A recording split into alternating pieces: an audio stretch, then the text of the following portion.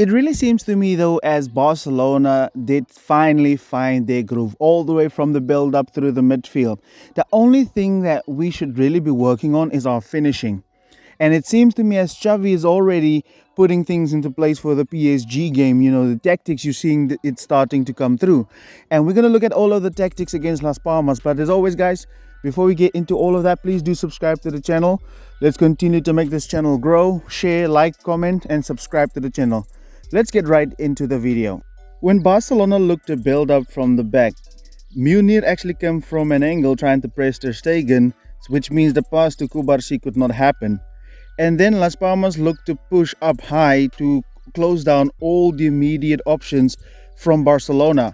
This was a problem for Barcelona to keep up, and that is why we saw that Ter Stegen and Kubarsi actually formed like a two in order to outnumber Munir in this instance. And then Inigo became like a fullback, So now this player had to actually cover more players, and they could use the wall pass from Gundogan, play it straight into Fermin. This is actually what happened, and that drove Munoz out, so Barcelona could easily then find Rafinha in behind, which caused a lot of problems for Las Palmas to deal with.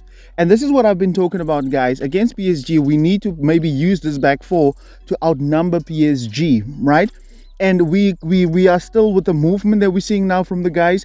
That's going to help us a lot in that PSG game. So props to Xavi for always trying to improvise and look to find ways and taking risks. And this is what you need at the highest level. High risk, high reward.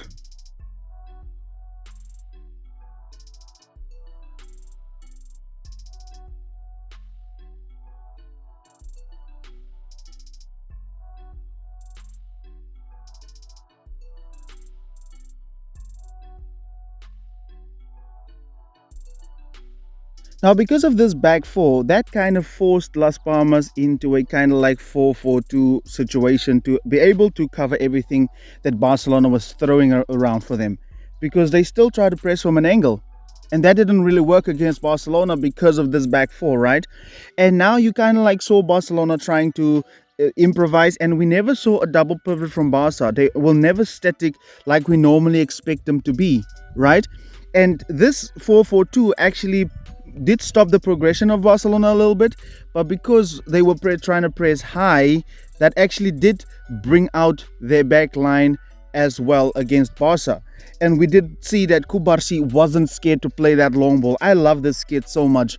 And this is what I would like to see from Barcelona, playing the ball in behind onto Lewandowski where he can lay it off. That goal that was disallowed, that was actually a long ball going from that, So this is the kind of stuff that I want to see from Barcelona, not only now but in the future as well.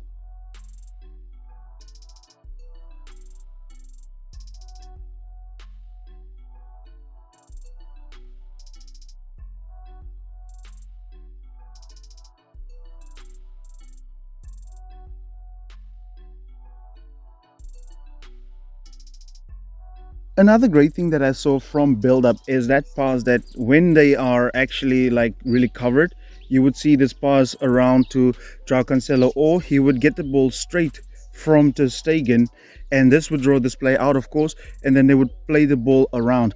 I think this is a masterful stroke, because imagine Rafinha's left.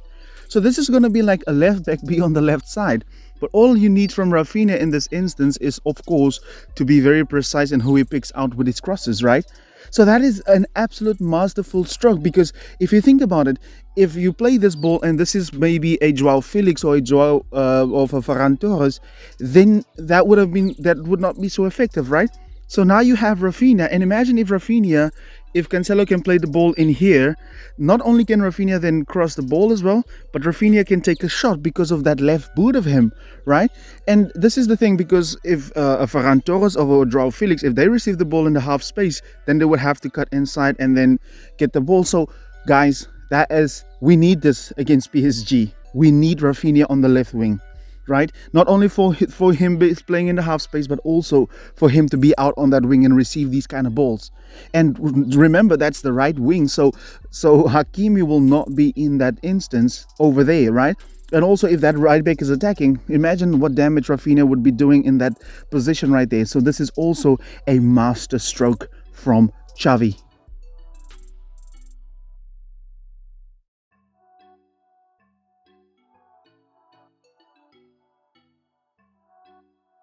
In the middle of the park, we did see that Barcelona had their normal shape, but like I said, this pivot was never really static, right? Where they would both sit in a parallel line or a straight line, right?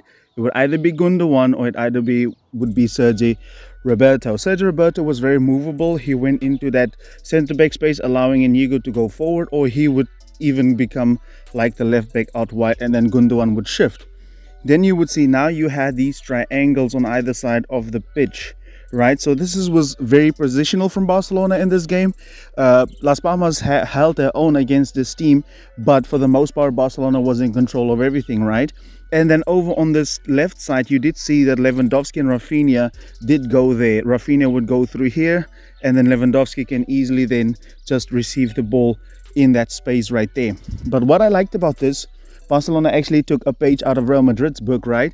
You never know who's going to be there. It's going to be Fermin. Is it going to be Rafinha running through the middle, or is it going to be Lewandowski himself? So this is what is going to keep these players guessing and keep these defense in two minds. Who are you going to pick up? And don't forget the movement. If Rafinha moves to the ball, and he might draw a player out, right? So great stuff from Xavi. And this is what I was saying. Like, Xavi is really finding the groove, and it's all more clear that why Xavi should be staying at Barca.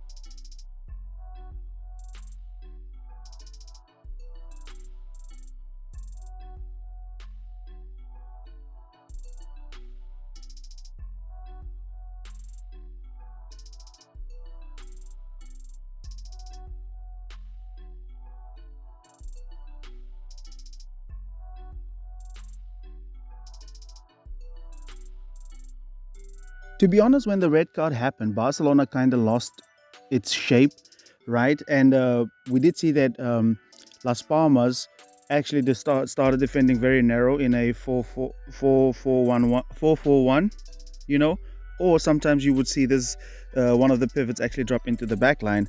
But Barcelona was just adamant on finding space here on either side of the midfield four, because they would even go into press, starting to open up space just next to their midfield. But like I said, we kind of lost our shape. We lost concentration. It seems like we don't have a system yet for when a team is losing a player, right? We started making everything just more hard for us, right? So yeah, we kind of lost that, and most of the attacks actually went through the left side. I'm going to show you a graph in a second, right? So yeah, when they got the red card, we kind of lost our shape.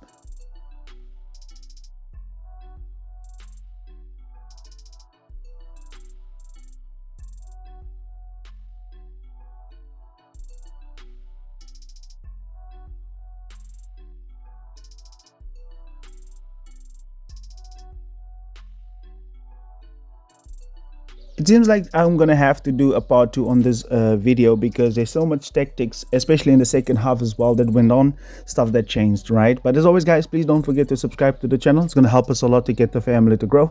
And please get your phones ready for that part two of this video from the second half of Barcelona versus Las Palmas.